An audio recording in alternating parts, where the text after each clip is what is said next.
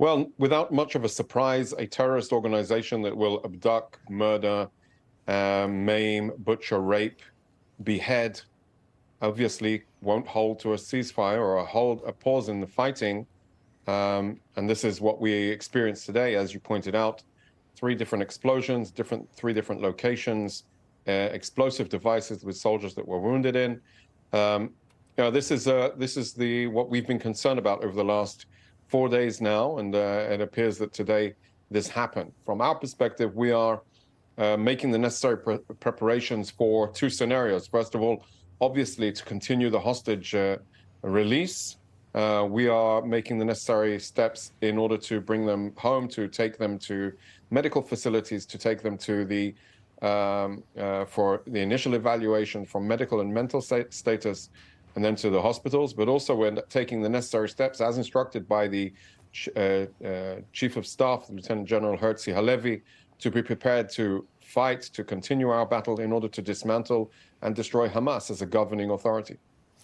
I wanted to ask you about that. Again, just to catch viewers up, this is the fifth day of a pause. There was a 4-day agreement of a pause and then extended 2 days. You still have another day, and yet again, according to IDF, that it has already been violated. Still curious to know what tomorrow would bring. But moving past that, our chief White House correspondent, Colonel James Rosen, reporting earlier this, an aide to President Biden warning the IDF, quote, "You cannot have the sort of scale of displacement that took place in the north replicated in the south. It can't happen. There is an understanding that a different type of campaign has to be conducted."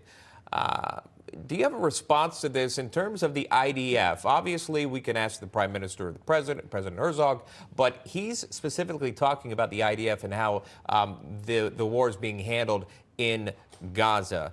Do you have a response to that? And Sean, we are very grateful for the support that the U.S. has given us throughout the course of the campaign over the last 7 weeks. Everybody understands that Hamas has to go. We are left with the war fighting. We have to make sure that we are conducting it within the realm of the laws of armed conflict. That is what we do. We intend to continue to do so. Indeed, if we need to ask people to evacuate, it's because we're trying to get them out of harm's way. At the same time, we are listening and very attentive to President Biden and continuing the humanitarian effort and bringing in humanitarian goods to facilitate the needs of the population that have been internally displaced, but specifically are in a situation of stress. Nevertheless, we will operate against Hamas. They have to go. The paradigm needs to change. We need to maintain the safety and security for the state of Israel, for the people of Israel, for Israelis at large. And yes, we need to be able to have the freedom of operation in order to complete our mission.